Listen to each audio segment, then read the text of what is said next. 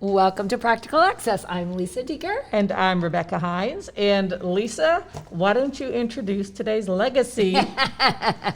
So I have with us both a legacy in the field and a dear friend, Luann Purcell. Thank you for joining us, Luann. Oh, it's my delight. Yeah, so Luann's been a teacher in the superintendent's office, and probably one of your many legacies is being the director of CASE, the Council of Administrators of Special Ed, for more than a decade. How's that? Almost 2 decades. Almost 2 decades, right. 18 years. 18 years. So, Luann, you've seen a lot of wonderful things happen, and, we're celebrating 100 years of the CEC organization. Kind of curious if you think back of all your wonderful legacy activities, what do you think you're most proud of or was most impactful in your career? I would have to say CEC. I started out as a general education teacher, never really had ever even heard of special education. My very first year of teaching, and I was only 19, I had a student in my homeroom who was nonverbal. And so he was only there for homeroom, but I think I made a pretty big impact on him because I had surgery and was out for about 6 to 8 weeks. And when I came back, his teacher came to me and said that Charles had made me something. And that was the first time I really ever knew about children who had special needs in schools. Then my husband and I moved to Warner Robins, Houston County, Georgia, and I taught history. And then at the end of my first year, my principal came and said, "We're going to have this new class, and since you never send anybody to the office for discipline, we'd like you to be the new behavior disorder teacher." And I said, "Well, I have to go to school." And he said, "I'm afraid so." I said, "I'll take it because I'm a perpetual student." And so but I had not one single class in special education, but we had a local CEC chapter. 878, I still remember the number, and they named it Ellen Malthus after the assistant superintendent at the time. And I was in a closet, didn't have air conditioning or heat, didn't even have a plug-in, and it was just really one of those things. But I remember that the teachers in our county, there weren't very many because this was back in 74. They took me under their wing, and we did make and take workshops, and they would just bring all of their materials. And I don't think I would have lasted as a teacher 1 year had it not been for that local chapter. That's wonderful. Yeah, Well, that's actually a great and very heartening story. Yeah. That's a good reminder Yes. to our listeners to get involved with your CEC chapters because there's a lot of support there. Well, and it wasn't just the support. They also trained me how to be a leader because, it was a small group of people. And so it wasn't too big of a job for me to be in fact, my very first job was to be the chair of Exceptional Child Week. And the first involvement I had with politics, and you know that with CASE I did an awful lot of that with advocacy, was to get the mayor of our town to sign a proclamation for Exceptional Child Week. And then I moved up membership, president-elect, president, all of those things, but it was a safe environment.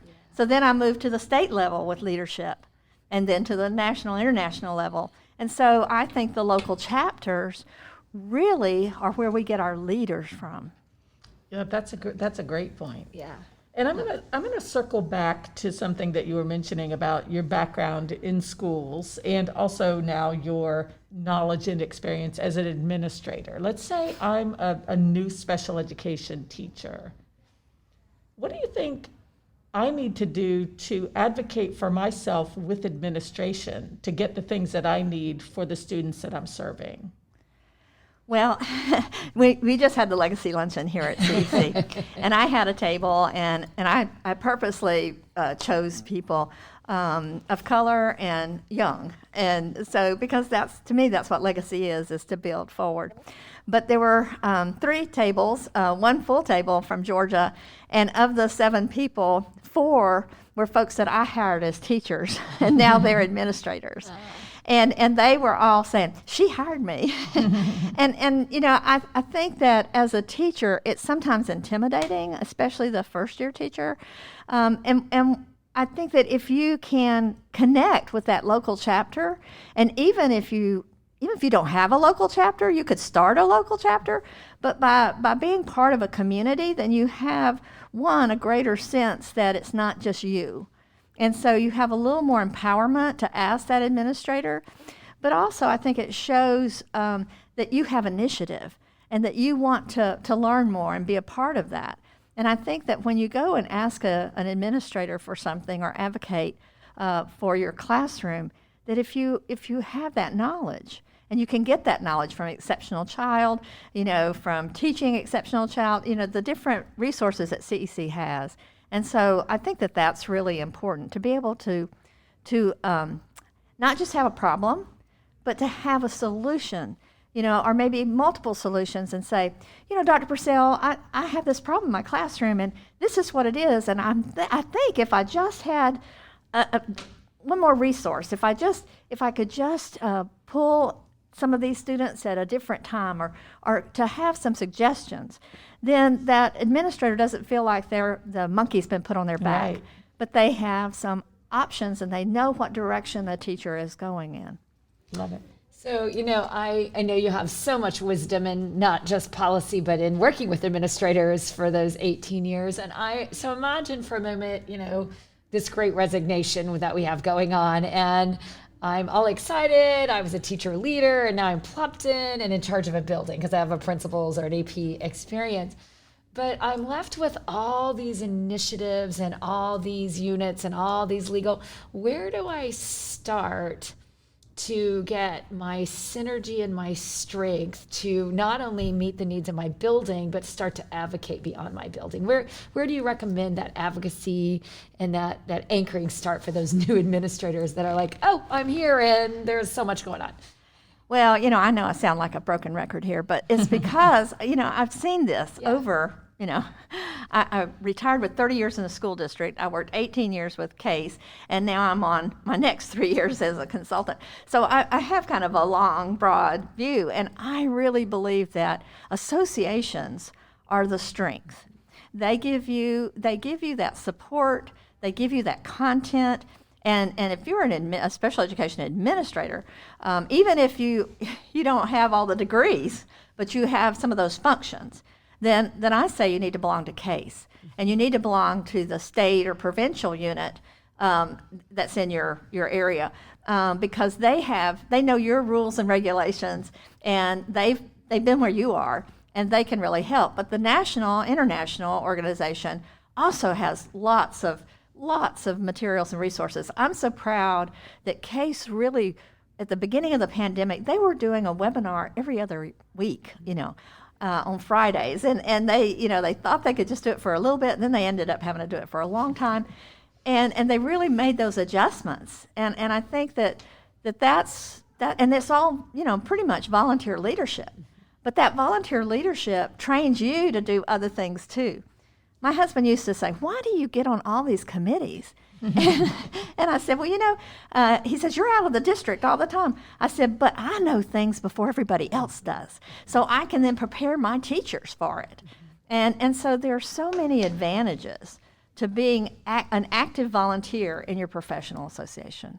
And I think that's a really important point, not one that Lisa and I have said a lot about over the course of our podcast, and you very well articulated it in this meeting, is getting involved, because ours is a small, on the scheme of a big school, sometimes we're in a really small section, and you have to find strength somewhere, and if you don't feel like you have it in-house, expand, and if you do have it in-house, get those people to help you go even larger. That's a great point.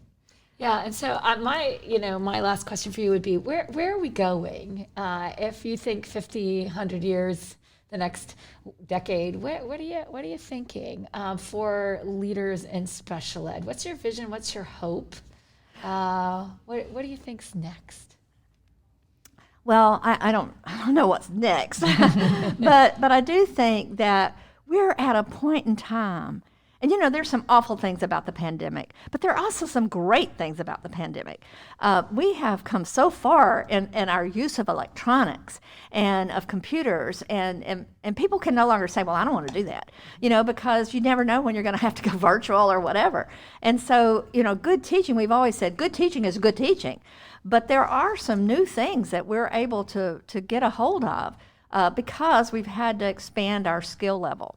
And so I think at no other time has there been as much resource available to our teachers and our administrators. I think that really because parents ended up having to teach kids, they have a better respect and understanding of what happens in the classroom. And I think that that's a place of support that we can have. I think because of the so many of the shortages, not just because we had shortages, but then because people get sick, and we've had people have to assume these kind of roles, and they go, "Oh my God, I don't know how to do this job," and so they have a better respect for those folks. I mean, it takes everybody.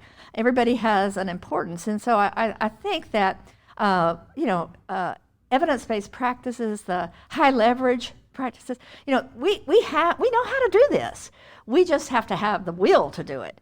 And to me, a lot of that has to do with our self-help. We need to take care of ourselves, and we don't need to get depressed. And again, I know I'm a broken record.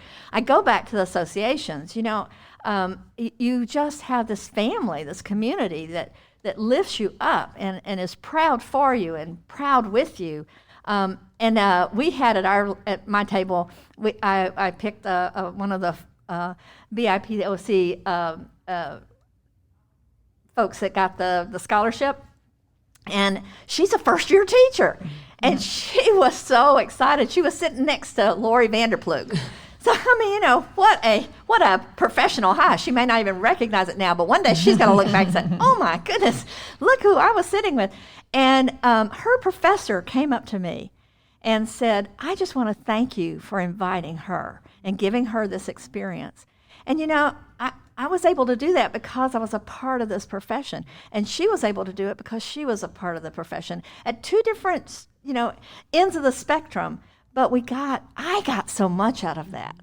And when I handed my card to the professor, she says, "Oh my goodness, I met you so many years ago, and you, I didn't even realize that it was you." And to know that you've had kind of that influence, that's worth more than money. And what you have to understand is that influence, it's all boiling down to the student. And that's what's important. And so, I used to tell my teachers, when you get a positive note, put it in one of those clear shoe boxes, put it up on a shelf. And when you're having a really bad day, look up at that shoe box and remember that kind word somebody said to you. And that's what we need to help teachers understand, that they can't get their roses from everybody every day, but those roses can be preserved and pulled out when they need it later. All right. Well, we thank you so much for joining us and taking time out of what I know is a busy conference for you and all the work that you've done in the field. We appreciate your legacy, Luann, and thank you so much. Well, thank you, Lisa. Thank you. I really appreciate all you have done over the years, and I really appreciate this. Thank you. So if you have questions, please send us a tweet at Access Practical, or you can send us a message on our Facebook at Practical Access. Thank you again, Luann.